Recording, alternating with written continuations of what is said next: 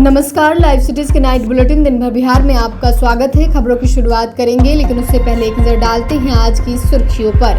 बांकीपुर उपचुनाव में बीजेपी ने अभिषेक कुमार को बनाया उम्मीदवार। घुसपैठ आतंक के लिए बिहार में जगह नहीं, बोले सीएम सम्राट।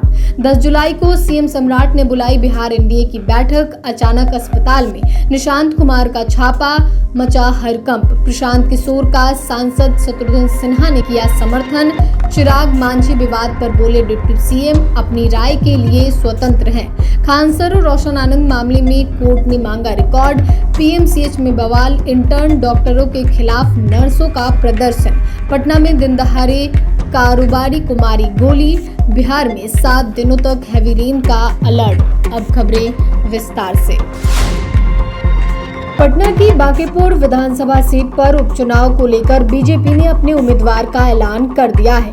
पार्टी ने अभिषेक कुमार बंटी को प्रत्याशी बनाया है। उन्हें बीजेपी के राष्ट्रीय अध्यक्ष नितिन नवीन का करीबी माना जाता है।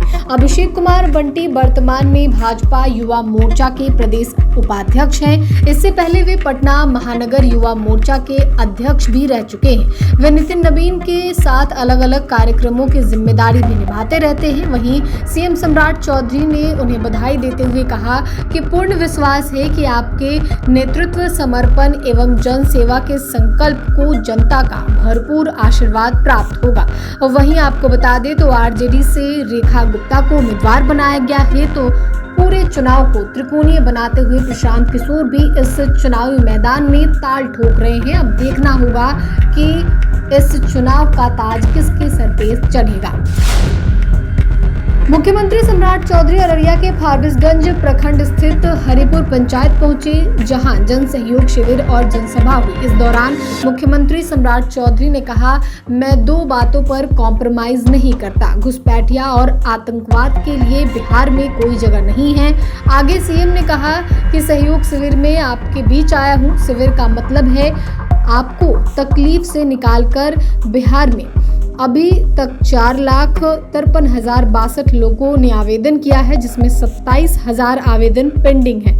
वहीं कार्यक्रम के दौरान स्थानीय लोगों ने मीट फैक्ट्री बंद कराने की मांग को लेकर पोस्टर दिखाए और हंगामा किया। इस दौरान मंच से अररिया सांसद प्रदीप सिंह ने कहा कि मीट फैक्ट्री के कारण लोगों को काफी दुर्गंध आती है, ये बंद होना चाहिए। इसकी जानकारी सीएम को मिल गई है।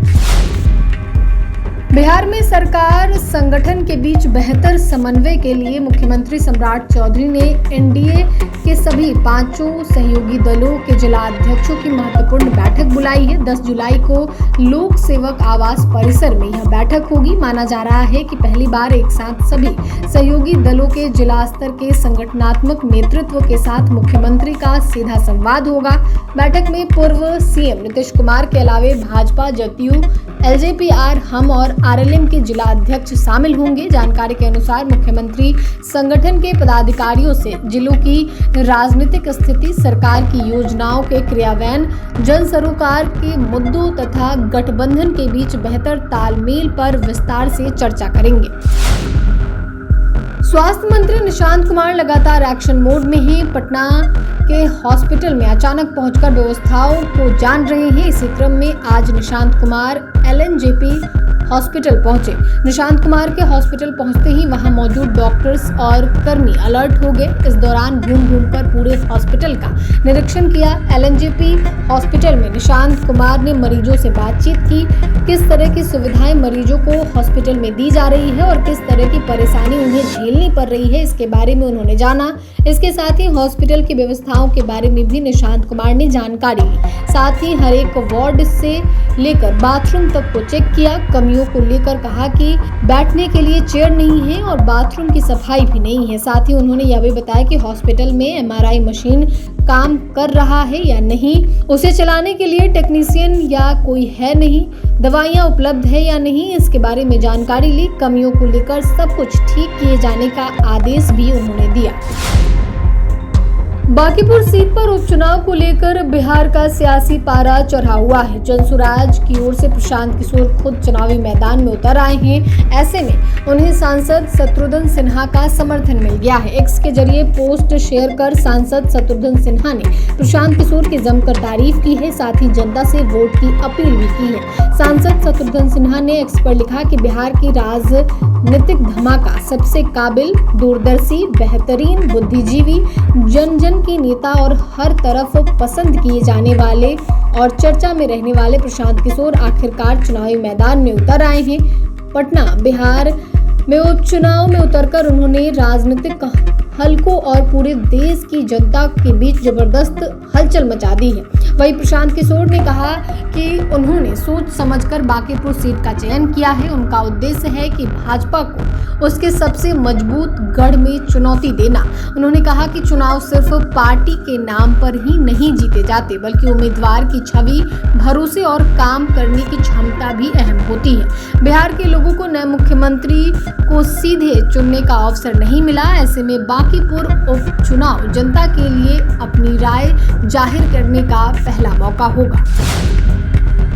उप मुख्यमंत्री विजय चौधरी ने राज्य की राजनीति से जुड़े कई अहम मुद्दों पर अपनी प्रतिक्रिया दी। चिराग पासवान और जीतन राम मांझी के बीच चल रही बयानबाजी, प्रशांत किशोर के चुनावी मैदान में उतरने, शत्रुघ्न सिन्हा के समर्थन, नए टैक्स के प्रस्ताव और विक्रम थाना क्षेत्र के विवाद सहित कई विषयों पर उन्होंने सरकार का पक्ष रखा। चिराग पासवान और जीतन राम मांझी के बीच चल रहे बयानबाजी पर विजय चौधरी ने कहा कि दोनों अलग अलग राजनीतिक दलों से आते हैं, अपनी अपनी राय रखने के लिए स्वतंत्र है। उन्होंने कहा कि राजनीति में इस तरह की बातें होती रहती है, आखिरकार सरकार का फैसला ही अंतिम फैसला होता है। उनके इस बयान को दोनों नेताओं के बीच चल रहे विवाद को हल्का बताते हुए एनडीए की एकजुटता का संदेश माना जा रहा है। खान ग्लोबल स्टडीज के शिक्षक खान सर की अग्रिम जमानत और जेल में बंद गार्ड्स प्रदीप कुमार और तालिबर सिंह की रेगुलर बेल पर सुनवाई हुई। कोर्ट में करीब 40 मिनट तक डिस्ट्रिक्ट जज रुपेश देव ने दोनों पक्षों की दलीलें सुनी। जज ने रोशन आनंद के पक्ष की शिकायत पर खान सर के पुराने आपराधिक इतिहास का रिकॉर्ड मांगा है। कल फिर इस मामले पर सुनवाई होगी, तब फैसला आ सकता है। जज ने सुनवाई के दौरान कहा कि ये मामला अब लंबे दिन से खिंचा आ रहा है। पिछली सुनवाई के दौरान एडीजे 2 ने की थी। उन्होंने 7 जुलाई तक खान सर और उनके सहयोगियों को इंटरिम प्रोटेक्शन एक्सटेंड कर दिया था और अब खान ग्लोबल स्टडीज के लीगल एडवाइजर रंजन सिंह ने कहा कि आज लाइसेंस से रिलेटेड इशू पर चर्चा हुई है।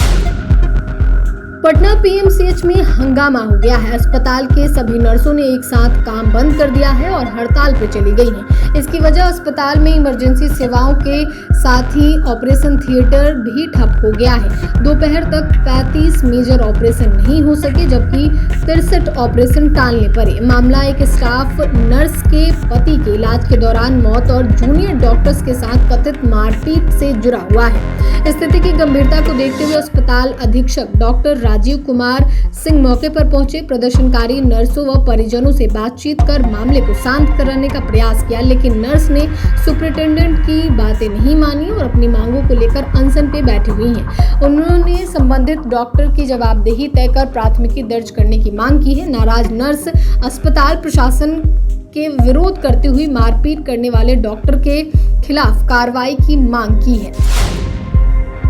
राजधानी पटना के बहादुरपुर थाना क्षेत्र स्थित बाजार समिति फल मंडी में एक फल व्यापारी को गोली मार दी गई। प्रारंभिक जानकारी के अनुसार हमलावर ने साइलेंसर लगे हथियार से फायरिंग की। घटना के बाद इलाके में अफरा तफरी मच गई। गोली लगने के बाद घायल फल व्यापारी को आनंद फानन में पीएमसीएच में भर्ती कराया गया। चिकित्सकों की निगरानी में उनका इलाज चल रहा है। फिलहाल उनकी स्थिति गंभीर बनी हुई है। घटना की सूचना मिलते ही बहादुरपुर थाना पुलिस मौके पर पहुंची और जांच शुरू कर दी।